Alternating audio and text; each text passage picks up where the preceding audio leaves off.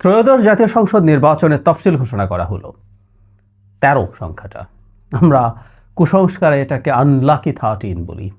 So unlucky নাম্বারের একটা নির্বাচন হতে যাচ্ছে। যাই হোক, এই 13 সংখ্যাটা আমাদের পার হতেই হতো।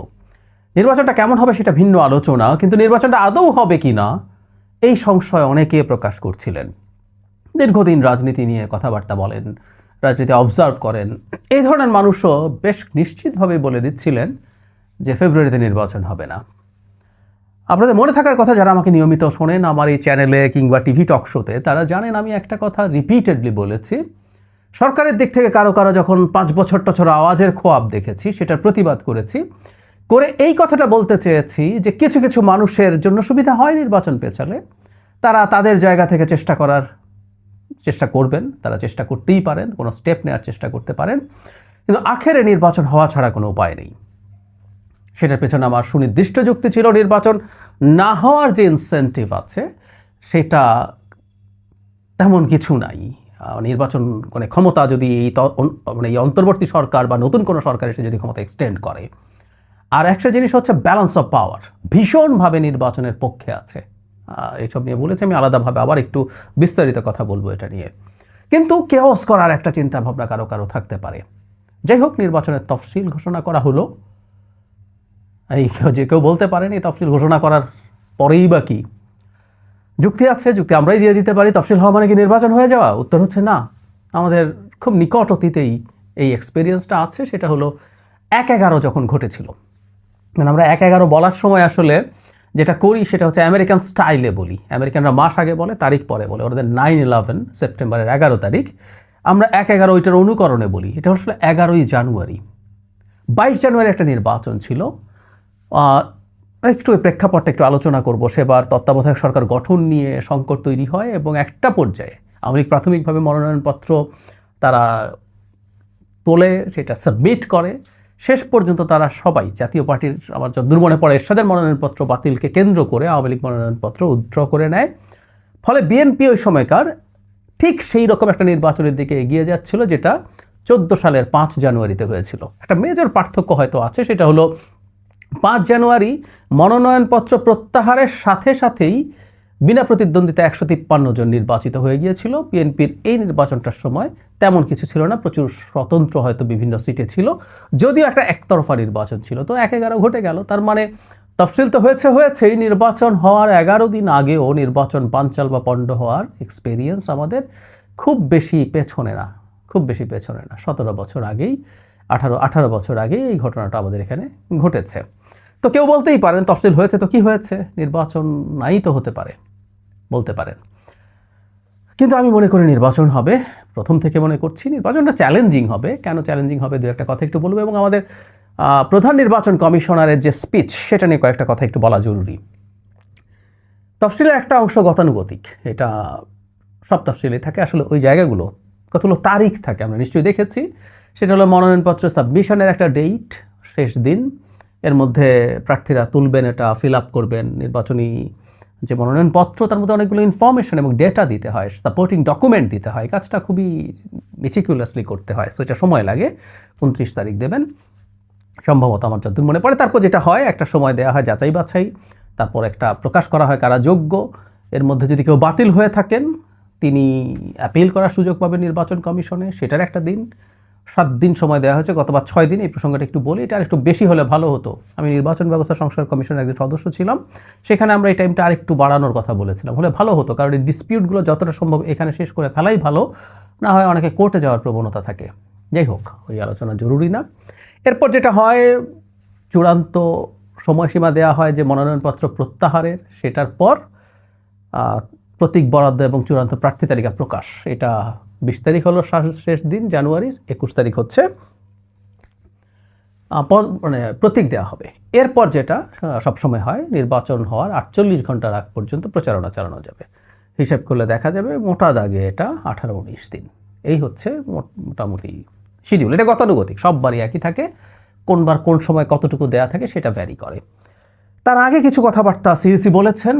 সিইসির এই কথার মধ্যে আমি কয়েকটা জিনিস মিসিং পাচ্ছি।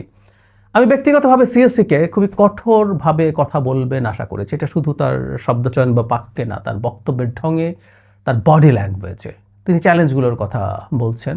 আমরা জানি প্রধানতম চ্যালেঞ্জ নিরাপত্তা। আরেকটা চ্যালেঞ্জের কথা বলছিলাম, আসলে এই চ্যালেঞ্জটা নিয়ে একটু বলি, তারপর নিরাপত্তা নিয়ে কথা বলছি। সেটা হচ্ছে মিসইনফরমেশন এবং ডিসইনফরমেশন, বিশেষ করে এআই এর যুগে। মানে আমি সত্যিই অবাক হই, আমাদের অনেকে এআই জেনারেটেড ইমেজ বা ভিডিও, অনেকেই আমি যাদের ডিজিটাল লিটারেসি বা ওভারঅল শিক্ষার অবস্থা ভালো মনে করি, তারাও সেগুলোকে কেন্দ্র করে শেয়ার করা বা এরকম করছেন ফেসবুকে। এটা খুবই খুবই অ্যালার্মিং। আর তাহলে আমাদের গ্রামীণ প্রান্তিক এলাকায় কি হবে? একটা উদাহরণ দিই, কোনো একজন প্রার্থীর নামে ধর্মীয় উস্কানিমূলক কোনো বক্তব্য, একটা ভিডিও কেউ বানালো, বানিয়ে ছড়িয়ে দিল। আমরা জানি এখন ভয়েসও অনেকটাই নকল করে ফেলা সম্ভব এআই জেনারেটেড ভিডিওর মাধ্যমে। কেওস তৈরি হয়ে যেতে পারে মারাত্মক। কারো ব্যাপারে কোনো কেলেঙ্কারি, কারো কাছে ঘুষ নিচ্ছেন, কাউকে ঘুষ দিচ্ছেন, কাউকে টাকা দিচ্ছেন, কারো যৌন কেলেঙ্কারি এই মুহূর্তে খুবই কমনলি আলোচিত বিষয়, এরকম পুরো ভিডিও বানিয়ে ফেলা হলো। ইনফ্যাক্ট ওয়েস্টেই হচ্ছে এগুলো, ওয়েস্টে এটা নিয়ে কাজ করার চেষ্টা করছে এবং হিমশিম খাচ্ছে। সেরকম কিছু হলো। আমাদের মনে রাখতে হবে, এটা আমাদের দেশে বিবাদমান পক্ষ, আমাদের প্রার্থী মানে দলগুলো বিবাদমান হওয়ার কথা ছিল না, কথা ছিল তারা প্রতিদ্বন্দ্বিতা করবেন, কিন্তু অনেক সময় বিবাদ বিসম্বাদ দেখছি তাদের মধ্যে। এরা তো আছেনই, এর বাইরে আওয়ামী লীগ এই ব্যাপারে সিরিয়াসলি কাজ করবে বলে আমরা মনে করি। আওয়ামী লীগ এই ব্যাপারে আমাদের সতর্কতা খুবই জরুরি।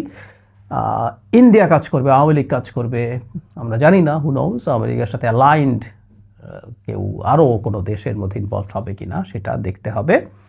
তো এই একটা জিনিসের ব্যাপারে তিনি উল্লেখ করেছেন প্রধান উপদেষ্টা, কিন্তু এই ব্যাপারে খুবই টাফ হবেন তারা। কিভাবে টাফ হবেন? একটা মোটামুটি উনি কী করছেন, ইভেন এই যে নির্বাচনে এই ধরনের ইনফরমেশন পাওয়া গেল, সেটা যদি পাওয়া যায় তাহলে কি হবে সেটার ব্যাপারে খুব দ্রুত নির্বাচন কমিশন কিভাবে জনগণকে জানাতে পারে, এই ইনফরমেশনগুলো তার দেওয়া দরকার ছিল। কারণ এই যে একটা ফ্যাক্ট চেকিংয়ের সাইট আছে, ফ্যাক্ট চেকিংয়ের সাইটে গেলে খুঁজলে জানা যাবে। আর ফ্যাক্ট চেকাররা সবই ফ্যাক্ট চেক করেন না, আর যদি করেনও সেটা প্রান্তিক জনগণের কাছে কীভাবে পৌঁছানো যাবে?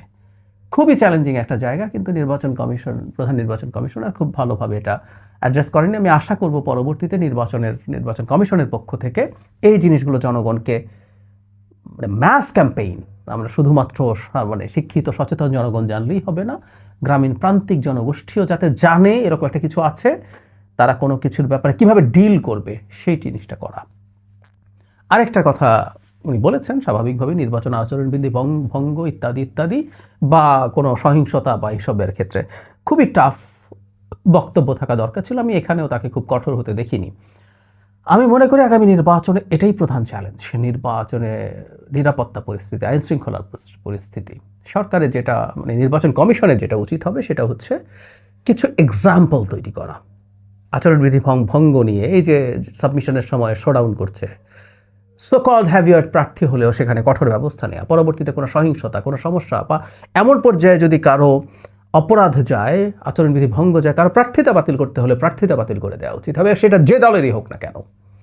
আমরা একটা কথা মনে রাখবো, ইভেন সবচেয়ে বড় দল বিএনপিরও যদি কোনো প্রার্থিতা বাতিল করা হয়, কেউ কেউ মনে করতে পারেন যে এখানে কোনো সহিংস পরিস্থিতি হতে পারে কিনা, আমি মনে করি হবে না। বিএনপির টপ যে নেতৃত্ব আছে, আমি সরাসরি যদি বলে জনাব তারেক রহমানকে আমরা দেখেছি দলের অনিয়মের এবং সমস্যার বিরুদ্ধে খুবই সোচ্চার আছেন তিনি।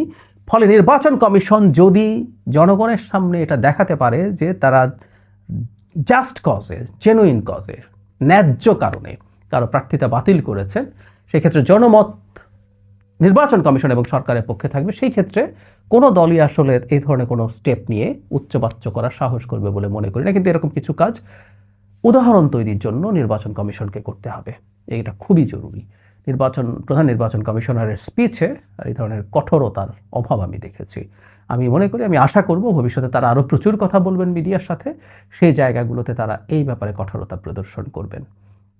আর একই দিনে 2 ভোট নিয়ে কেউ কেউ বলেন, আমি মনে করি না এটা চ্যালেঞ্জ। এই দেশের এমনকি প্রান্তিক জনগোষ্ঠী যারা ইউনিয়ন পরিষদ নির্বাচনে ভোট দেন, সেখানে তারা 3টা পর্যন্ত ভোট দেওয়ার অভিজ্ঞতা রাখেন, 3 বাক্সে ফেলার জন্য।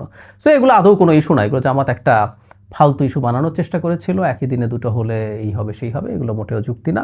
মূল সংকট আসলে নিরাপত্তা পরিস্থিতি, এবং আমি সত্যিকার অর্থে মনে করি AI generated fake news, disinformation, misinformation, এগুলোই। আর 2-একটা ইস্যু চ্যালেঞ্জ তাদের সামনে থাকবে, সেটা হলো ভেতরে ভেতরে কেউ ইলেকশন ম্যানিপুলেট করার চেষ্টা করে কিনা। জামায়াতে ইসলামীর এক ধরনের একটা কনভারসেশন আমাদের সামনে চলে এসেছিল, যেখানে বিভিন্ন ব্যাংকের কর্মকর্তাদেরকে, ইসলামী ব্যাংকের কর্মকর্তাদেরকে ইনস্ট্রাকশন দিচ্ছেন গুরুত্বপূর্ণ একজন নেতা।